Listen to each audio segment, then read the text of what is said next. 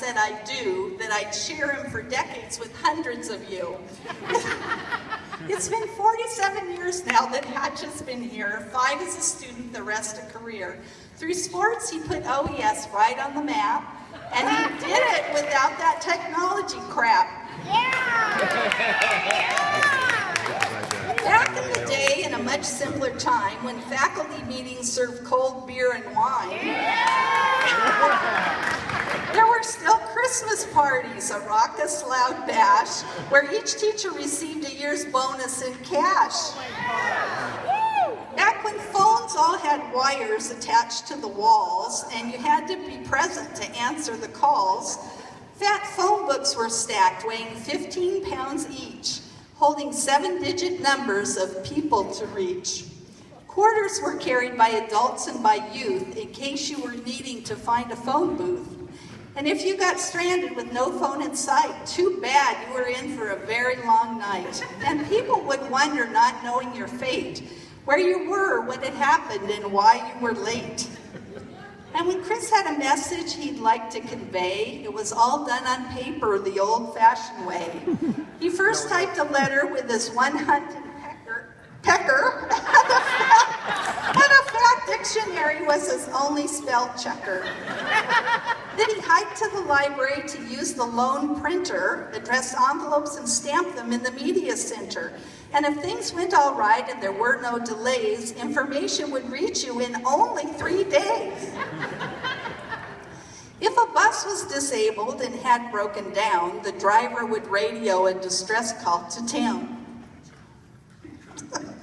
If the stars were aligned and the gods were all smiling, then Robbie found out, and then Kris, she'd be dialing. And he hopped in our car, back to school he would scurry, put a sign on the gym door so parents wouldn't worry. Our league then extended from Corbin to the beach, and often my husband was well beyond reach. So when I was expecting, we rented a pager, then at least he would know if I went into labor. He wore a big black box that hung from his belt. If I called, it lit up and vibration was felt. Then he'd go find a phone and a number he'd dial to hear what I sent him. It took quite a while. This high tech was explained by the Radio Shack kid, but it turned out that wasn't quite all that box did. I wanted to test it, and so on a whim, I phoned and recorded a message for him. A steamy love poem that turned his face red when it blasted my voice in a meeting he led. He stumbled and fumbled, no off button found. To this day, they still kid him. He can't live it down. Our 2 boys came along, bringing joy never matched. They called Dalton Hatchling, and Addie just hatched. We're grateful that OES filled them with knowledge. They both graduated from a top Boston college. They had fun with lacrosse. Their dad started here, and they've each found success in a software career. We're proud of our sons, and it's easy to praise them, due in part to the OES village who raised them. They've been bundles of energy, mischief, and mirth, going full throttle since the day of their birth. Mostly we just shake our heads and we laugh, and we apologize sincerely again to the staff. Kris is modest and humble, but tonight I don't care. I have a few stories that I'd like to share. Yeah. Woo! Chosen for the National Committee of Rules, setting soccer regulations for U.S. high schools. He flew to Kansas City 4 years in a row. The corn-fed beef was what got him to go. There was little recognition, no fortune or fame, but he gained an advantage with coaching the game. When he argued a call with the poor referee, he'd say, "You don't believe me? Look on page 3. And they'd whip out their rule book and start to complain until they turned to his photo, credentials, and name. I'm not sure, but this next story might be related. Kris's girls were state champions and he was elated. Yep. The school's first team state title caused a big roar. Who knew they'd go on to earn 38 more? Yeah.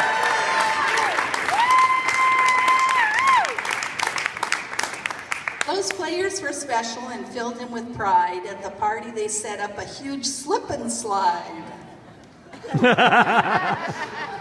The big kid inside him just could not say no when they taunted and dared him to give it a go. 3 broken ribs later, he left the ER. Bruised and battered, he grinned, hobbling out to the car. And when people at school asked him what was the matter, I believe that he told them he'd slipped on a ladder. In 1988, Kris volunteered for a teaching exchange. We were gone for a year. To merry old England, an adventure for sure. We made Spain, France, and Switzerland part of the tour. Kris learned to play cricket, drink warm ale and teas, and we both made some great lifelong friends overseas. One tradition he learned from the Brits was iconic. At kids' games at halftime, they served gin and tonic. To the coaches, parents, fans who would come out to cheer, Kris tried, but their custom did not catch on here. The next new headmaster was a bit of a snob. He wasn't quite sure Kris was right for his job. That turned out to be a most unpleasant year, with his intimidation and ruling by fear. He played hoops in college and ace on the court. He came up with a way to show off in his sport, challenged Kris to a shootout just for a lark at the grand celebration for opening Spark. Kris felt a bit bullied, but couldn't say no. I was dreading the whole thing, did not want to go. But the tables were turned, I was granted my wish. Every 3-pointer Kris shot went in with a swish. He was on fire, spurred on by the crowd. Lillard and Steph Curry would have been proud. It could not have been better if it had been rehearsed. A true family classic, good guy finished first. In this day and age, he might be accused of deflating the ball that the other guy used. But they used the same one, so there can be no doubt. I'm sure it was karma that brought it about. Soon after, that master was asked to step down. He called Kris to his office before leaving town. He admitted he'd been wrong and said with chagrin he might still be employed if he were more like him. In stores, airports, restaurants, wherever he goes, Kris always runs into some people he knows. Young and old will approach him with smiles on their faces. We've heard hatch. Hatch, hatch, hatch, hatch, hatch, hatch, hatch, hatch. We've heard hatch being yelled in most unlikely places. Remote lakes and small towns, the cowboy dinner tree, Victoria, a cruise ship, and Venice, Italy. Wow.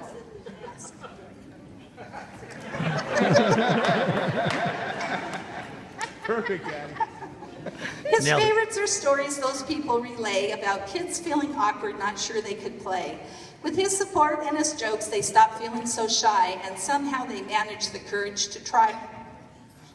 Yes.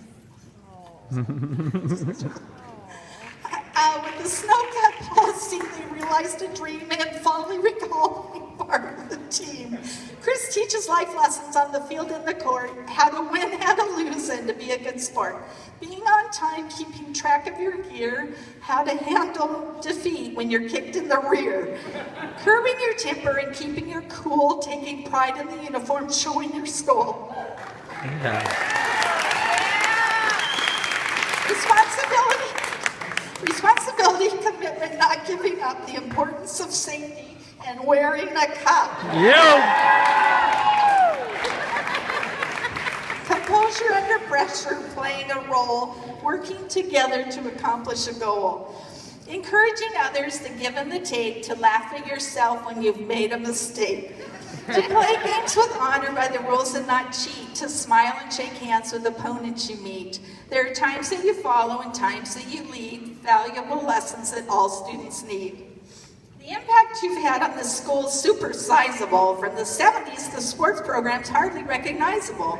From Falcons to Aardvarks, huge changes you've mounted. From 15 to 59 teams when last counted.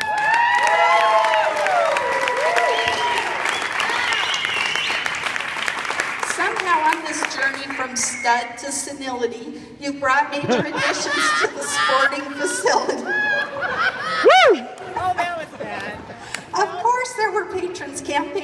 donations, but you worked with those people and built up relations.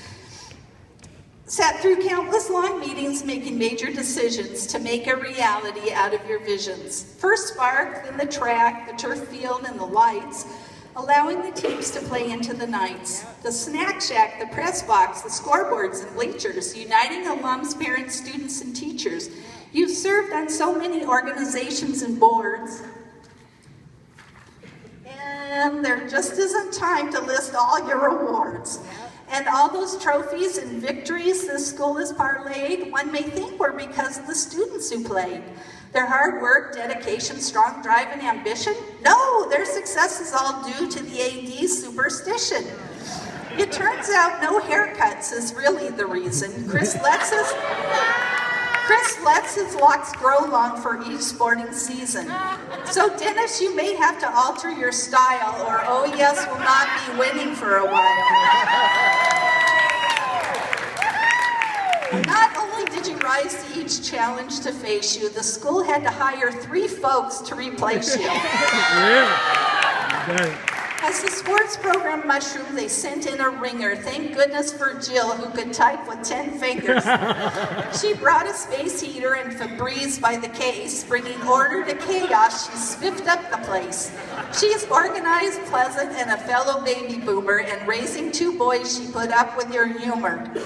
Saul is the man with a strong ideology. Texting and tweeting, he's good with technology. Widely known as the best lacrosse coach in the state, he's been filling big shoes with a very full plate. And Missy loves people. She's fun and outgoing. A communications expert, she'll keep the talk flowing. She played hoops in college and knows her golf too. She's great with the details and following through. With this tremendous trio, you're left in good hands. They're smart, energetic, and full of new plans. The Van Hatcher's history is tied to this campus. We all grew up here, watched by grandmas and grandpas. First kisses and dances and teenage romances, real tragedy and loss, the sorrows life hands us. Our wedding reception was in the Great Hall. Kris lost his front teeth in this gem playing ball. So many memories of friendships and fun and whatever else those 2 devils have done. In June, Kris will finally be leaving his post, and he's often asked what he'll be missing the most. Camaraderie, competition, the challenge, the chase, the adrenaline rush, keeping up with the pace.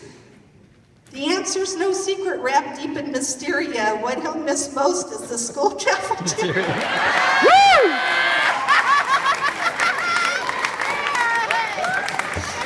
Soup made from scratch and the smell of baked bread. These are the visions that dance in his head. The international bar with a choice of entrees, Brussels sprouts, kiwi, and salmon fillets, roast turkey, beef brisket, and lamb with mint jelly. It's really no wonder he battles his belly. Fresh squeezed juice and Friday's chocolate milk, he's been completely spoiled by Bon Appetit's ilk. He's developed a palate fit for a gourmet. Unfortunately with me, it will all soon fade away. I promise you all I will keep the guy fed, but he'll learn to like Campbell's and eat Fran's instead. I bet you'll still see him on campus sometime, right around noon, cutting in the lunch line. Kris, tonight you're surrounded by colleagues and friends to help bring your stellar career to an end. It started as most jobs, a way to pay rent, and ended a wonderful lifetime well spent. There were long hours, pressures, and stresses galore, but I've never met a person who loved their job more. With you gone all the time, my complaints were the loudest. But of all of your fans, I'm sure I'm the proudest. Yeah.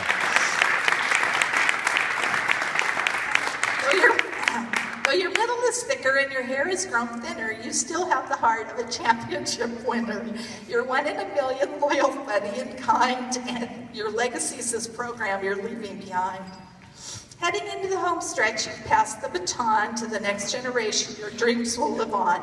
Let them deal with the problems and all the frustrations while we read the paper and plan the vacations. Yeah.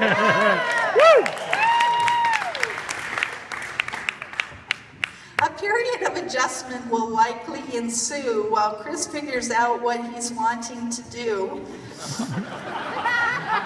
As he makes the transition from hard work to play, finally his focus might just turn my way. I am looking forward to time with my spouse when I don't have to share him with anyone else. But y'all better call him for golf when you're free, because I don't want a full-time director of me. Yeah!